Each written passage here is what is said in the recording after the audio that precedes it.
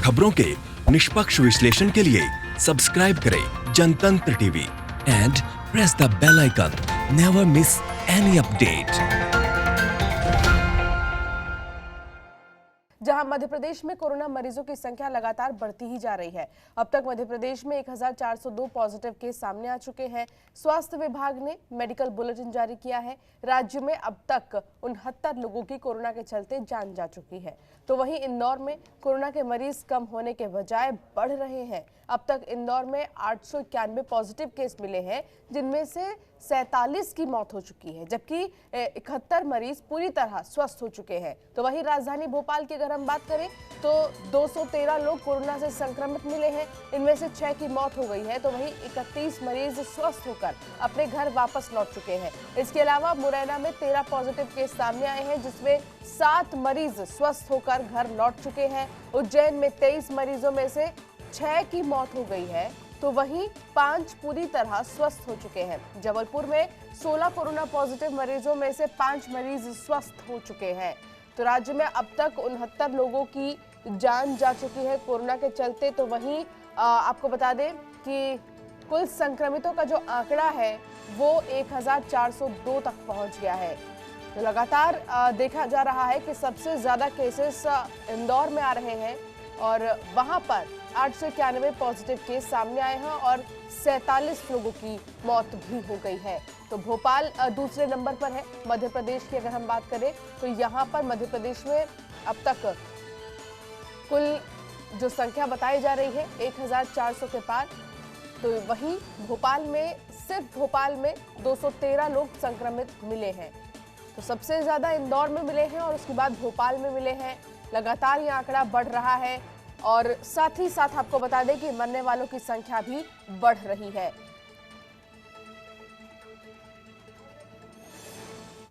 और शरद व्यास हमारे संवाददाता हमारे साथ जुड़ गए हैं खास बातचीत के लिए। शरद, फिलहाल जिस तरीके से देखा जा रहा है, लगातार आंकड़ा जो है वो मध्य प्रदेश में बढ़ रहा है। सबसे ज्यादा इंदौर में 891, जो हर राज्य के कंपैरिजन में अगर हम देखें तो कहीं किसी जिले में इतना नहीं निकला मामला।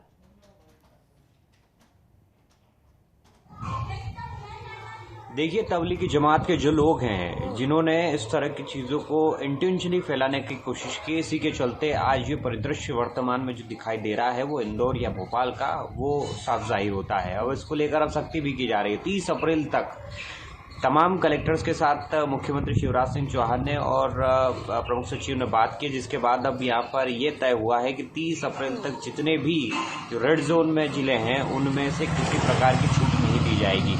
ये तमाम सारी चीज़ें हो रही है और इन सब चीज़ों को रोकने की पूरी कोशिश करी। 69 लोग अब तक मर चुके हैं और तकरीबन 997 लोग इंदौर में संक्रमित हैं और तकरीबन 228 लोग भोपाल में संक्रमित है। कल एक दुखद घटना हुई जब एक थाना प्रभारी जो कि लगातार सुरक्षा में लोगों की लगा हुआ है, लोगों को सुरक्षित करने के लिए घरों में रहने की हिदायत दे रहा था, कुछ दिनों पहले तक, कल देर रात उसने अपनी अंतिम सांसें अरविंदो अस्पताल में ली है। तो ये कहीं ना कहीं एक दुखद समाचार भी इस तरह के मिल रहे हैं। हालांकि एक पॉजिटिव साइन ये है कि अब तक 70 लोग ठीक भी हो चुके हैं इस पूरे कोरोना संक्रमण से। तो ये कहीं ना कहीं जो कुछ लोग हैं जो एक इंटेंशनली जब इस चीज़ों को अंजाम दे रहे हैं तो उनको अब सख्ती से सरकार को उनके सामने आना होगा और सरकार को उनके ऊपर सख्ती दिखानी होगी। उसके बाद ही कहीं ना कहीं स्थिति सामान्य होती हुई नजर आएगी। बिल्कुल शरद, और कहीं ना कहीं हम लगातार यही देख रहे हैं कि कुछ समय पहले सिर्फ जो आम पब्लिक है वो कोरोना संक्रमित पाए जा रहे थे, लेकिन अब धीरे धीरे डॉक्टर्स और पुलिस, जो लगातार जो हमारे योद्धा हैं जो लगे हैं इस मुश्किल घड़ी में, कहीं ना कहीं अब वो भी इसकी चपेट में आ रहे हैं। तो अब ये आंकड़ा थम नहीं रहा है, अब बढ़ रहा है। तो इसके मद्देनजर सावधानी भी और हमें बरतनी पड़ेगी।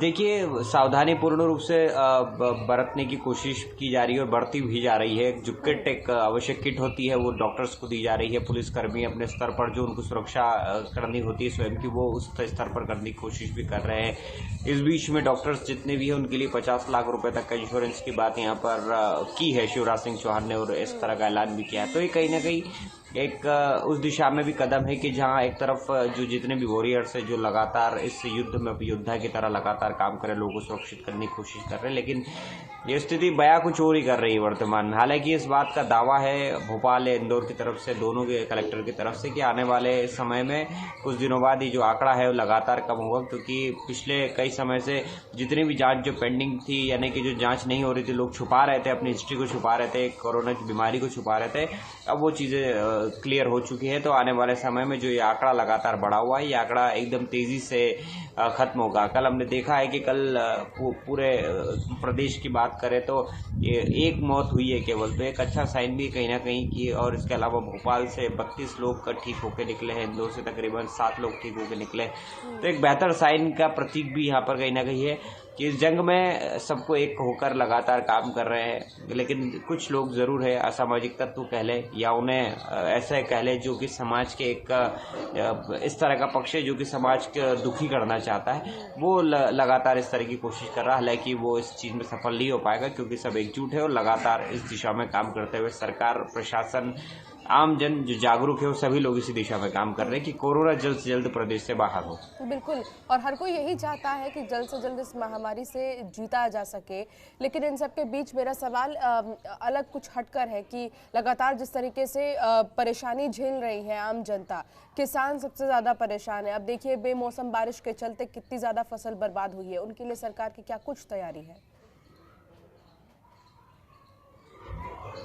बिल्कुल, आपने ठीक बात कही है कि बेमौसम बारिश जो हुई है इन दिनों, और आने वाले 2 दिनों में मौसम वैज्ञानिकों ने आने वाले 2 से 3 दिनों में इस तरह की बारिश का अनुमान और लगाया है। तो इससे कहीं ना कहीं काफ़ी बड़ी मात्रा में जो खड़े अनाज जो कटने का समय रहता है, वो पूरी तरह से खराब हुई है। तो उसको लेकर अब रणनीति बनाई जाएगी, क्योंकि लगातार जिस तरह से प्राकृतिक आपदा आ रही है, उससे कहीं ना कहीं चीज़ों को नुकसान भी हो रहा है। तो अब ये देखना होगा कि चूंकि प्रशासन ने और राज्य सरकार ने इसको लेकर घोषणा की है कि किसी प्रकार की भी यदि कोई फसल रहेगी, उसको खरीदने की जिम्मेवारी सरकार की रहेगी। तो किसान को इसके लिए परेशान होने की जरूरत नहीं है, क्योंकि शिवराज सिंह चौहान लगातार किसानों के लिए लगातार बोलते भी आए हैं। क्योंकि अभी तक खरीदी को लेकर 40 केंद्र उन्होंने, 4000 केंद्र उन्होंने बनाए थे कि अनाज खरीदी कर ली जाए, लेकिन जो कुछ अनाज खड़े रह गए थे वो जरूर बर्बाद हुए। तो उसको लेकर भी अब आगामी रणनीति आगामी बैठक में ली जाएगी। जी चलिए शरद, बहुत शुक्रिया इस तमाम जानकारी के लिए।